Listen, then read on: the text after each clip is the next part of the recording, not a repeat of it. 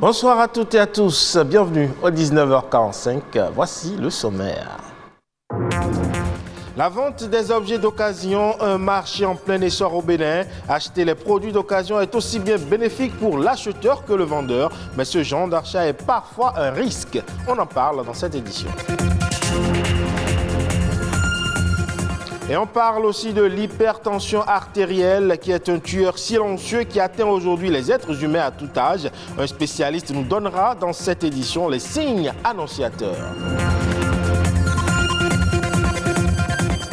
Et enfin, on parlera de l'utilisation accrue des médias sociaux qui aurait un effet très néfaste sur la santé mentale, une addiction souvent ignorée, devenue aujourd'hui fréquente chez les internautes.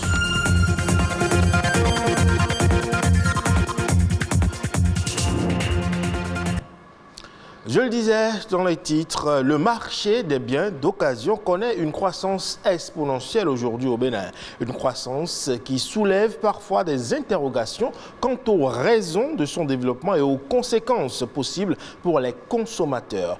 Qu'est-ce qui motive certaines personnes à aller vers ces objets et comment s'y prennent-ils en cas de défaillance? Eh bien, on en parle à travers cet élément. On note aujourd'hui dans nos grandes villes la vente d'objets d'occasion. Les usagers de ce vaste marché s'en sortent avec diverses fortunes. Il y a de cela 2 semaines, j'ai payé une moto pour mes soeurs pour qu'elles puissent aller à l'école. Après avoir payé la moto, le monsieur m'a tout assuré pour dire que c'est clean. Mais plus tard, je me suis retrouvé à dépenser 50 000 et plus dans la moto. Sito Bada Vico garde un mauvais souvenir de cette expérience.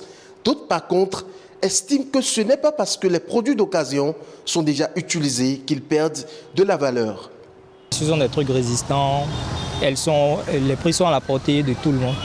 Donc ce sont des trucs qui aident et disons ceux qui n'ont pas assez de moyens pour pouvoir prendre des trucs neufs à s'en en procurer en fait. Moi j'ai payé plusieurs produits d'occasion et ça a duré. J'ai pu acheter un PC portatif en occasion.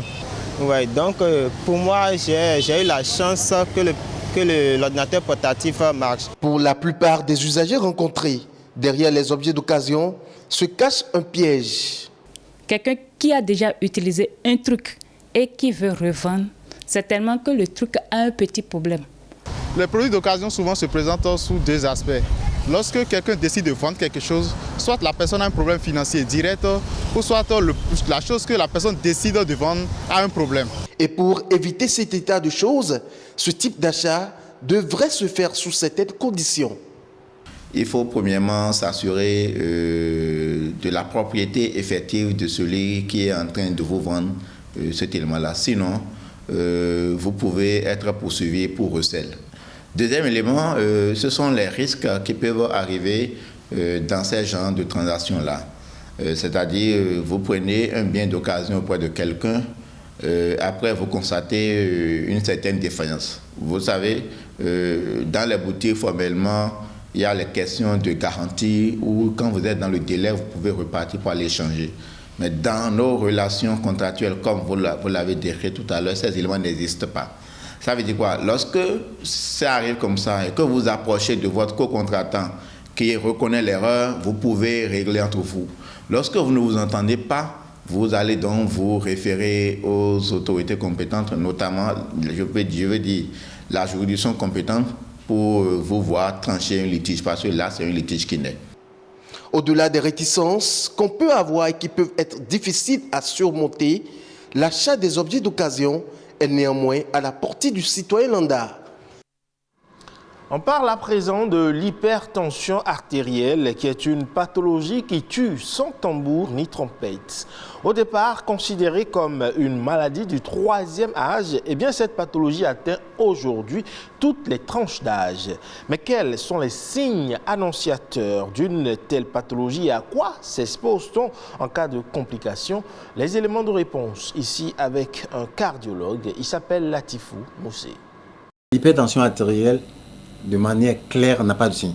Tous les signes qu'on cite, c'est les signes d'intolérance du fait des chiffres élevés. Et ces signes d'intolérance, on peut avoir vertige quand la tension est à 8. De la même manière, on peut avoir vertige quand la tension est à 19, 20. On peut avoir des maux de tête quand la tension est à 7.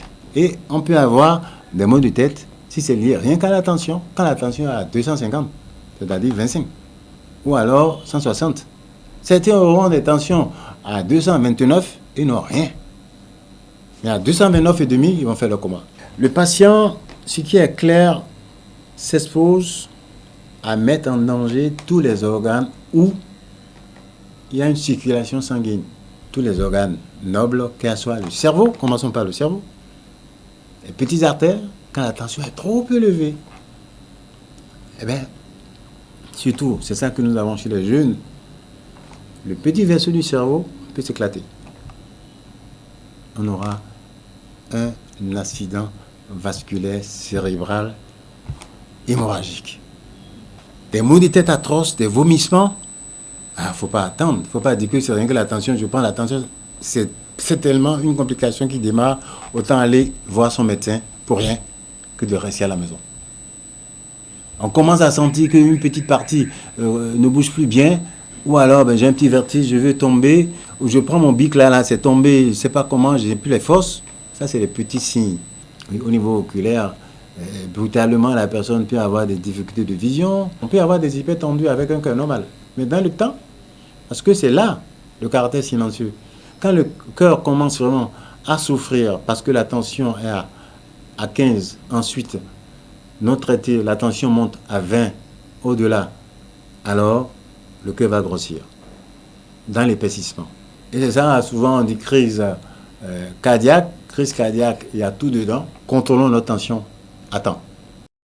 Et puis, savez-vous que l'utilisation accrue des médias sociaux peut causer une détérioration au niveau de votre santé mentale? Selon certains spécialistes, eh bien, l'addiction que développent les internautes aux réseaux sociaux est source de changements de comportement pouvant affecter leur vie. Plus de précision dans cet élément. L'addiction fait souvent penser à la drogue ou à l'alcool. Mais de plus en plus, on entend parler de dépendance aux réseaux sociaux. Qu'ils soient sur invitation, réservés aux professionnels ou ouverts à tous, les réseaux sociaux prennent de plus en plus de place dans notre vie. Ils s'imposent comme outil de communication et de changement. Influencer, bloguer ou youtuber sont les termes les plus utilisés. Le blogueur, c'est celui-là qui crée des articles sur Internet. C'est donc un internaute qui écrit des textes, qui les partage, qui les diffuse, qui emmène peut-être des gens à découvrir un environnement, un coin, un village ou quoi que ce soit. Et le youtubeur, c'est également un internaute, mais lui qui crée des vidéos sur YouTube, il les partage, et qui est une source de monétisation pour lui. L'influenceur, c'est cette personne-là qui est bien présente sur les réseaux sociaux et qui, de par sa personnalité, de par son statut, on va dire ça, influence les habitudes des uns et des autres et qui peut bien évidemment être porteur de l'image d'une marque.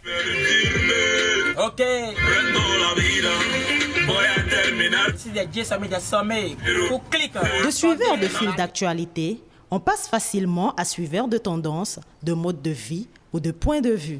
S'ils apportent de nombreux avantages, les réseaux sociaux ont aussi des impacts négatifs. De femmes, par exemple, on a envie d'être comme ces grandes dames-là qui, par les réseaux sociaux, ont pu atteindre un but, qui, par les réseaux sociaux, sont totalement affirmées aujourd'hui, donc influence positive de ce côté-là. Influence négative, alors moi, je suis tombée sur un reportage sur TF1, par exemple, où la jeune fille, elle était en communication avec quelqu'un qu'elle ne connaissait pas, bien évidemment, mais qui, depuis son profil, le profil qu'elle affichait, la mettait en confiance.